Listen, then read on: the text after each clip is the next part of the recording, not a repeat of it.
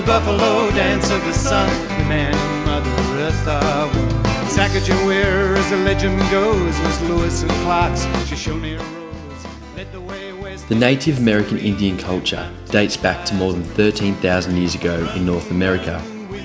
It is a very rich culture that is littered with struggle, strife and success.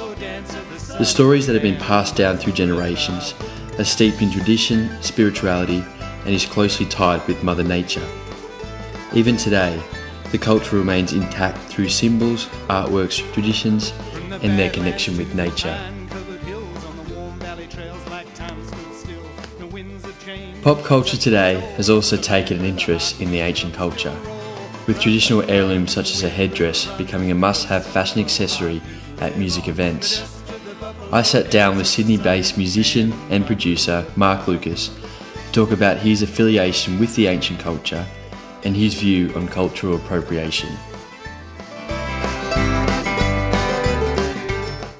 I first came across true Native American culture when I went to an exhibition at, I think, the Museum of Mankind it was, in London on the South Bank in 1976, called Sacred Spirits, as I recall. And it was a huge, wide-ranging exhibition of thousands of years of Native American art and culture. Their culture and their arts are very closely tied together, as are most indigenous art and culture. And I was really struck by the vibrancy and the life and the kind of the fact that it still survived through all these attempts by white people to assimilate, to destroy, to distract, to buy, commercialise, whatever, you know.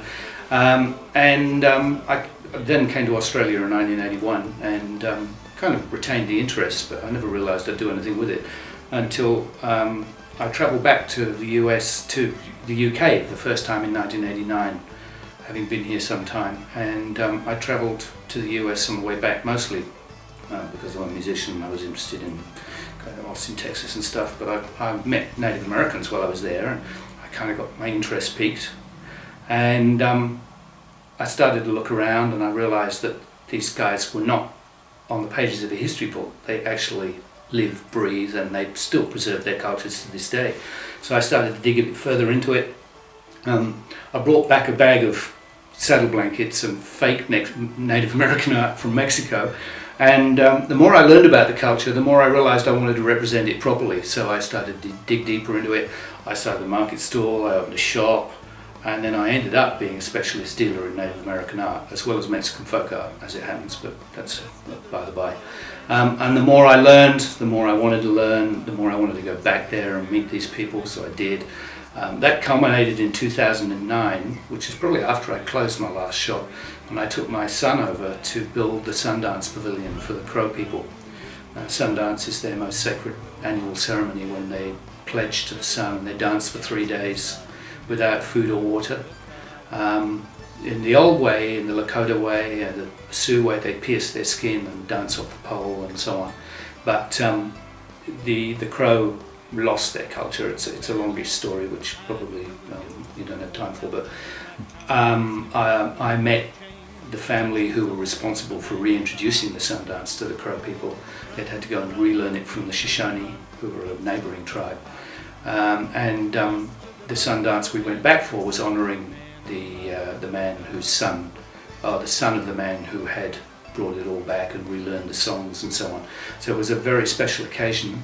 It was a lot of hard work, and I'd never worked so hard in my life actually. Going up the mountain, cutting down trees, dragging them down, and building this pavilion. But it was one of the most rewarding experiences I've ever had, and I thought it was amazing to take a 15-year-old boy from downtown Sydney and show him that. So that's where it began and kind of not so much ended, so because I still continue to look and learn, you know. Essentially, it's a warrior symbol, and I think that's probably what gives it its mystique to us, you know. The feathers have to be earned individually. They're generally only worn or given to warrior society chiefs or very important men, like your overall chief or Sundance chief within society. In latter times, people like Geronimo, for example, was given one, but his tribe don't actually traditionally wear a headdress, and they became universally seen as a symbol of your majestic, bare-chested Native American. In fact, the tradition started with the Sioux people, probably the Lakota Sioux.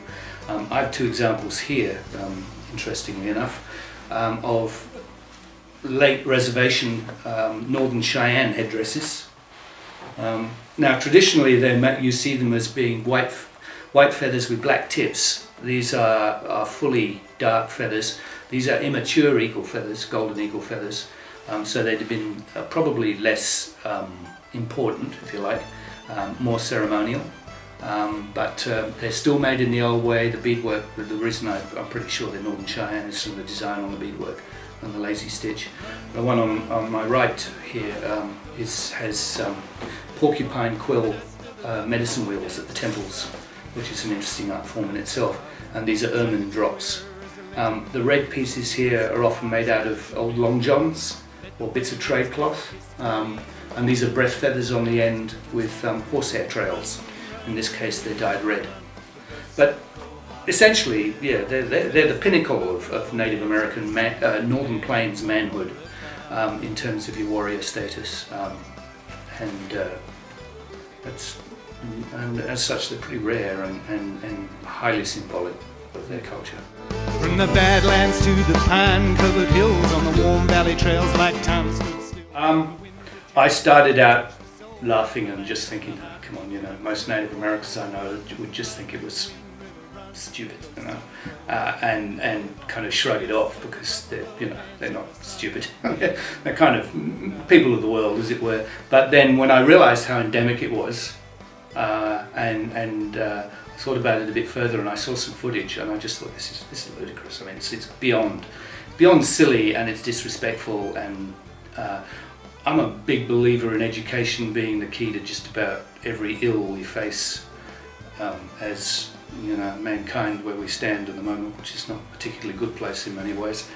And if you educate people to have respect for each other, particularly the cultural patrimony of Indigenous people, then you go a long way to defeating the scourge of racism and people's lack of tolerance and understanding for each other's differences. So yeah, I think it's serious and it needs to be dealt with, but it needs to be dealt with through education. Man and Mother Earth are one. Run, run, Wind River, run. The ghosts of Crow Hawk Butte live on. In the dust of the buffalo, dance of the sun. Red man and Mother Earth are one.